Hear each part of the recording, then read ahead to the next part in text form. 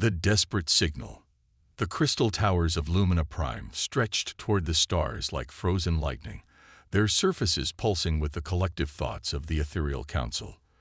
For over 10,000 years, these beings of pure energy had guided the galaxy toward peace and prosperity. Their influence touched every inhabited world, bringing harmony where once there had been chaos. High Luminary Zephyr floated at the center of the Grand Assembly, her form shifting between shades of brilliant blue and silver. Around her, hundreds of other ethereals gathered, their light creating a symphony of colors that danced across the crystal walls. Today's gathering was different from their usual discussions of trade routes and cultural exchanges. Today brought fear. The distress signal had arrived 3 solar cycles ago, transmitted across subspace from the Outer Rim territories. The message was fragmented, filled with static and terror, but its meaning was clear. Something was consuming entire star systems, leaving nothing but empty void in its wake. The mining colonies of the Kepler sector have gone silent, announced Luminary Prism, her golden radiance flickering with concern. Our deep space monitors show massive gravitational distortions where their home worlds once existed. Zephyr's light dimmed as she processed this information. The ethereals had faced many challenges throughout their long reign, but nothing like this. Their enemies had always been corporeal beings driven by greed or ambition. This new threat seemed to devour reality itself. "Show us the recordings," Zephyr commanded. The air above the assembly shimmered, and images appeared of the final transmission from Kepler 442 bits. The screen showed panicked faces of the mining colony's inhabitants, their voices desperate as they reported impossible sights. Ships made of living shadow were emerging from dark space, consuming everything in their path. The miners spoke of weapons that absorbed energy rather than being destroyed by it, of creatures that seemed to exist between dimensions. "They call themselves the Shadow Mahord," continued Prism. "Our scouts report they've already consumed 17 systems. Every attempt at communication has failed. Every attempt at negotiation has resulted in the complete destruction of our envoys." The assembly fell silent. The ethereals prided themselves on their ability to find peaceful solutions to any conflict. Their advanced energy manipulation had made them the most powerful force in the known galaxy, capable of reshaping matter at the molecular level. Yet here was an enemy that seemed immune to their greatest strengths.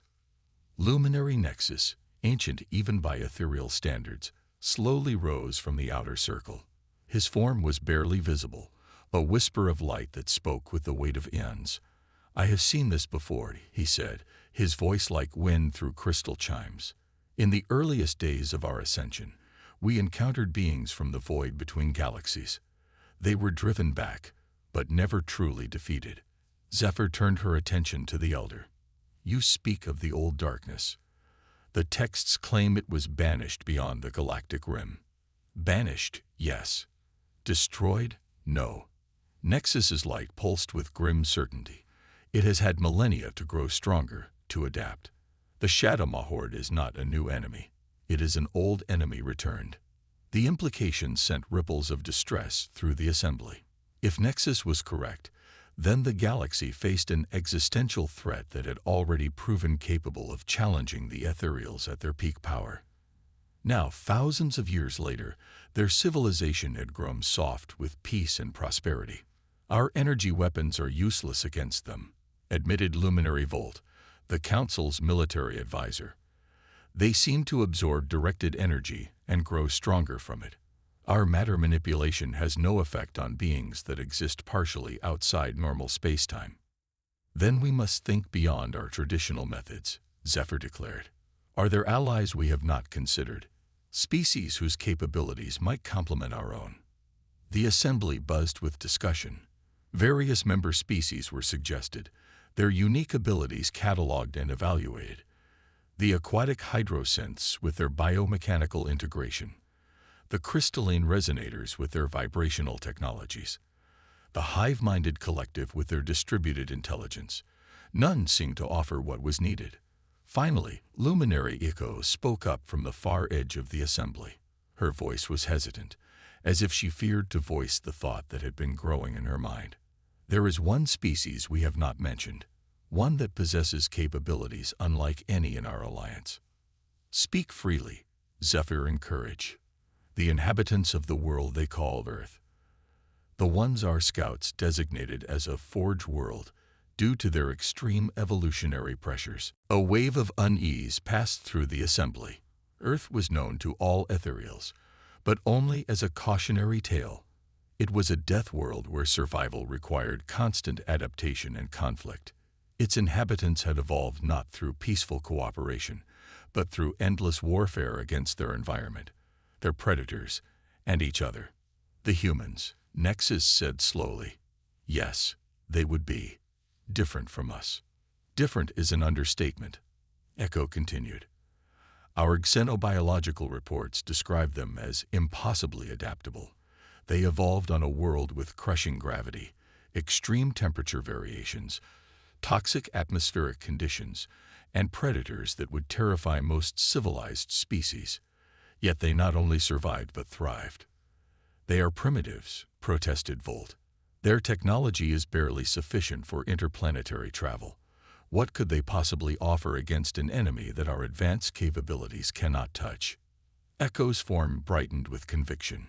It is precisely their primitive nature that makes them valuable.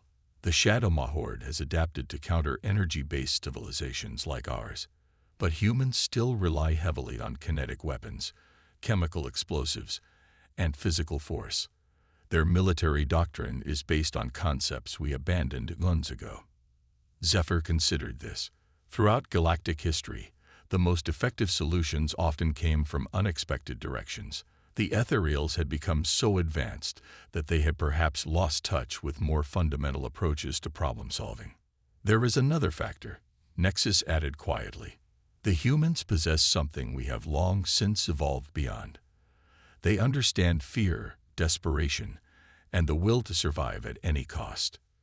These may seem like primitive emotions, but against an enemy of pure darkness, perhaps primitive responses are what we need.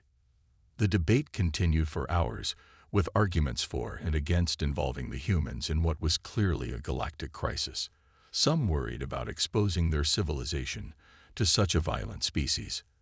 Others questioned whether beings with such limited technology could contribute meaningfully to the fight. Finally, Zephyr called for silence. The choice before us is clear. We can face this threat alone, using methods that have already proven ineffective, or we can seek allies whose very differences might provide the key to victory. I propose we activate the Ancient Protocol and make formal contact with Earth. The Ancient Protocol was a last resort, created in the early days of the Ethereal Collective for situations that threatened the very existence of galactic civilization. It had never been used, but its procedures were clear. Contact would be made with any species, regardless of their development level or cultural compatibility, if they possessed capabilities necessary for survival. The vote was close, but the motion passed. Within hours, a stealth probe was dispatched toward the Sol system, carrying with it the most advanced translation protocols the ethereals possessed and a message that would change the course of human history. The probe entered Earth's solar system 3 days later, its presence immediately detected by the orbital defense platforms humanity had constructed after their first tentative steps into space. Warning signals flashed across the command centers of Earth's United Defense Command, and within minutes, the planet's leadership was aware that they were no longer alone in the universe. Captain Sarah Chen stood in the command center of Luna Base, watching the alien probe maintain position just beyond the orbit of Mars. As Earth's primary xenological officer, she had spent her career preparing for this moment, though she had never expected it to actually arrive. "It's not showing any hostile intent," reported Lieutenant Commander Torres from the sensor station. "No weapons signatures, no aggressive maneuvers. It's just waiting." "Waiting for what?" asked General Marcus Rivera, commander of Earth's Deep Space Fleet. The general was a veteran of the asteroid mining conflicts and the Mars Independence War, a man who understood that sometimes the greatest threats came disguised as opportunities. Before anyone could answer, the communication array began receiving a transmission. The signal was unlike anything in Earth's technological experience, but somehow their computers were able to decode it. The translation was imperfect, but the meaning was clear. People of Earth, the message began. We are the ethereal collective, guardians of this galaxy for 10 millennia. We come to you in desperate need, facing an enemy that threatens all life as we know it. We have observed your species from afar and recognize that you possess capabilities we lack. We formally request your assistance in defense of our shared galaxy. The message continued with basic information about the Shadow Maw horde and the devastation they had already caused. It painted a picture of an enemy so alien and destructive that traditional methods of warfare were useless against them. The Ethereals offered to share their technology, their knowledge, and their resources in exchange for humanity's unique perspective on conflict and survival. Captain Chen looked around the command center at the faces of her colleagues. Fear, excitement, and determination were written in equal measure across their features. This was the moment that would define humanity's place in the galaxy. "General," she said quietly, "I recommend we accept their offer." Rivera nodded slowly. "Agreed, but we do this on our terms. If we're going to fight monsters from the void, we'll do it the human way." The response was transmitted within the hour, carried by the same probe back to the ethereal collective. Humanity's message was simple and direct, lacking the flowery language of diplomatic tradition, but carrying the weight of absolute commitment. "We'll help. Send us everything you know about the enemy, and we'll show you how Deathworlders fight." When Deathworlders answered the call, the journey through ethereal space was unlike anything the human fleet had ever experienced. Instead of the months-long voyage their own propulsion systems would have required, the aliens had opened what they called a dimensional corridor that allowed the 57 ships of Earth's expeditionary force to cross thousands of light-years in mere days. Admiral James Foster stood on the bridge of the UDS Indomitable, Earth's most advanced battleship, watching alien stars streak past through the viewing portal. The ship had been hastily retrofitted with ethereal communication systems and enhanced sensors, but its core remained purely human. Thick armor plating, redundant systems, and enough kinetic weapons to level a small moon. "Admiral, we're receiving an update from High Luminary Zephyr," reported Communications Officer Park. "The Shadow Maw horde has accelerated their advance. They've consumed 3 more systems in the past 2 days." Foster grimaced. The enemy was moving faster than anyone had anticipated.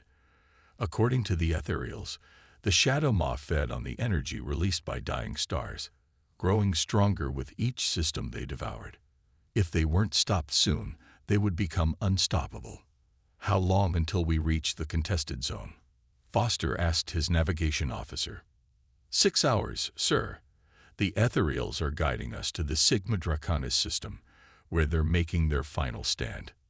6 hours to prepare for humanity's first interstellar battle. Foster had spent his career fighting pirates and rogue colonies, conflicts where both sides understood the rules of engagement. This would be something entirely different. The briefing room aboard the Indomitable was packed with the commanders of every ship in the fleet. These were Earth's finest military minds, veterans of conflicts across the solar system who had volunteered for what might well be a one-way mission. "Listen up," Foster began, activating the holographic display at the center of the room. "We're about to face an enemy unlike anything in human experience. The Shadow Maw horde consists of beings that exist partially outside normal spacetime. They absorb energy-based attacks and grow stronger from them. Traditional weapons have proven useless." Commander Lisa Park, leader of the fighter squadrons, raised her hand. "What about kinetic weapons? Rail guns, missile systems, good old-fashioned bullets." "That's exactly what we're counting on," Foster replied. "The Ethereals abandoned physical weapons millennia ago in favor of energy manipulation. The Shadow Maw have adapted to counter energy-based civilizations, but they may not have encountered anything like our approach to warfare." Chief Engineer Miguel Santos leaned forward in his chair. "Admiral, I've been studying the ethereal technology they've shared with us. Their matter manipulation capabilities are incredible, but they think in terms of elegant solutions, surgical precision. We think in terms of overwhelming force and redundant systems. Elaborate, Foster requested. Santos stood and moved to the display, highlighting various technical specifications. Their ships are marvels of engineering, but they have single points of failure.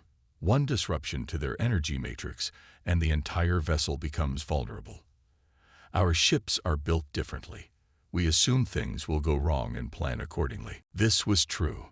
Human spacecraft were notorious throughout the solar system for their robust, almost crude construction. Where other species might use one advanced system, humans used 3 simpler ones. It made their ships heavier and less efficient, but nearly impossible to disable completely. There's something else, added Dr. Elena Vasquez, the fleet's xenobiologist. The ethereals describe the shadow mob as beings of pure malice and hunger, but malice implies intelligence and intelligence implies psychology. If these creatures can think, they can be intimidated, confused, or outmaneuvered. Foster nodded. That brings us to our tactical approach.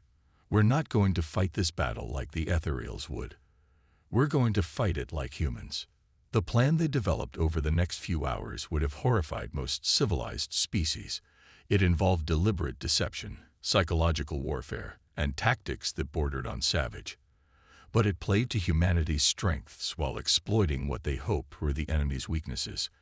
As the fleet emerged from the dimensional corridor into the Sigma Draconis system, the scope of the battle became clear. Dozens of ethereal vessels, their crystal hulls blazing with contained energy, were engaged in a desperate fighting retreat toward the system's inhabited worlds. Opposing them was something that challenged human perception. The Shadowmaw ships were not ships in any conventional sense. They appeared to be living creatures of impossible size, their forms shifting between solid matter and empty void.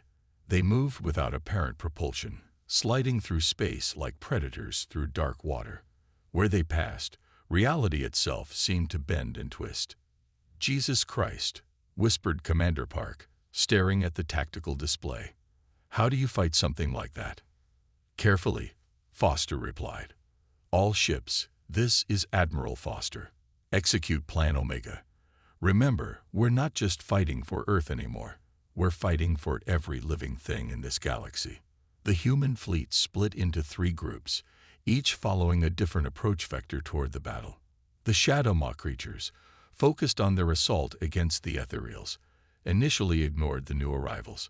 This was their first mistake.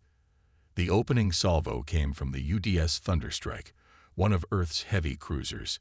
Instead of energy weapons, it fired a spread of tungsten penetrator rounds accelerated to a significant fraction of light speed. The kinetic projectiles struck the nearest Shadowmaw creature before it could react, punching through whatever constituted its hull and erupting from the other side in showers of dark matter. The creature's response was immediate and violent. It turned toward the human fleet, its form rippling with what could only be described as rage. Energy discharges that would have crippled an ethereal vessel washed over the Thunderstrike's hull, but the ship's primitive armor and redundant systems absorbed the punishment without critical damage. "Target is wounded but still active," reported the Thunderstrike's captain. Switching to nuclear ordnance. What followed was a display of human warfare at its most brutal. Fusion warheads detonated against the creature's hull, each explosion releasing energies comparable to a small star. The Shadowmaw writhed in what appeared to be pain, its form becoming less stable as the nuclear fire ate at its substance. Other human ships joined the attack, pouring kinetic rounds and explosive warheads into the enemy formation. The Shadowmaw, adapted to absorbing and redirecting energy attacks, found themselves facing weapons that simply destroyed through brute force. It was like trying to digest a freight train. But the true genius of the human plan revealed itself when the Shadowmaw attempted to adapt. As more creatures turned their attention to the human fleet, the ethereals found themselves with breathing room to reorganize their defenses. The 2-pronged attack forced the enemy to divide their attention, something their hive-like intelligence was not prepared for. "Admiral, "We're getting communications from something calling itself the Void Speaker," reported the communications officer. "It wants to negotiate." Foster smiled grimly. Fear, the first emotion the Shadow Maw had shown since their arrival in the galaxy. They were learning what every human child knew. Sometimes, the monster under the bed is afraid of you. "Put it through," Foster ordered. The voice that filled the bridge was like the sound of collapsing stars, vast and terrible, but tinged with something that might have been uncertainty. "Creatures of the Forge world," it said, "you fight as no others have fought. We offer terms. Withdraw from this system, and we will spare your home world when the harvest comes." "Counteroffer," Foster replied calmly. "Leave this galaxy immediately, and we won't show you what happens when Deathworlders get creative." The response was a renewed assault, but Foster could sense desperation in the enemy's movements. They had expected to face civilized opponents who would retreat when faced with overwhelming force. Instead, they found themselves fighting creatures who had evolved in a universe where retreat meant death. The battle raged for hours, with human ships working in coordination with their ethereal allies. The combination of alien technology and human tactics proved devastatingly effective.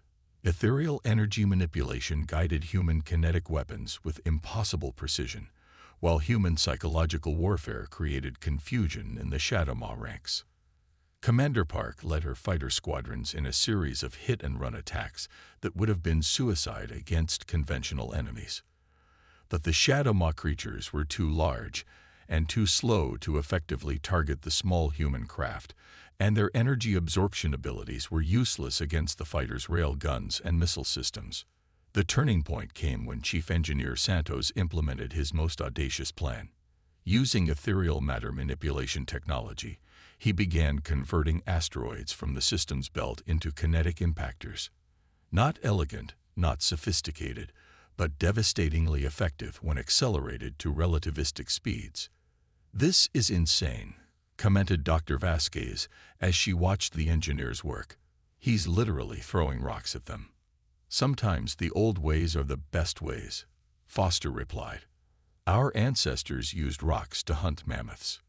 We're just scaling up." The asteroid impacts shattered 3 of the largest Shadow Maw creatures, their dark matter forms unable to maintain coherence under such massive physical trauma. The surviving creatures, faced with an enemy that refused to behave according to their understanding of warfare, began to withdraw toward the edge of the system. "They're retreating," reported the tactical officer, disbelief clear in her voice. "No," Foster corrected, studying the enemy formation. "They're regrouping. This isn't over." But he was wrong. The Shadow Maw horde, faced with an opponent they couldn't simply overwhelm or outlast, made a strategic decision. The remaining creatures dissolved into the void between dimensions, fleeing back to whatever dark realm had spawned them. In the aftermath of the battle, representatives of both species met aboard the ethereal flagship. High luminary Zephyr's form pulsed with colors that the human translators identified as profound gratitude mixed with amazement. "Your methods are unlike anything we have ever witnessed," Zephyr admitted. "Crude by our standards, but devastatingly effective." Foster nodded respectfully. "Sometimes you need a hammer instead of a scalpel. The question is, what happens now? Will they return?" "Perhaps," Zephyr replied. "But if they do, they will find the galaxy defended by a new alliance. The Ethereal Collective formally invites humanity to join our council as equal partners. Your unique perspective on conflict resolution may be exactly what this galaxy needs." The agreement signed that day established humanity as the galaxy's defenders, a role they accepted with typical human determination. Earth's ships would patrol the outer rim, watching for threats from the void between galaxies.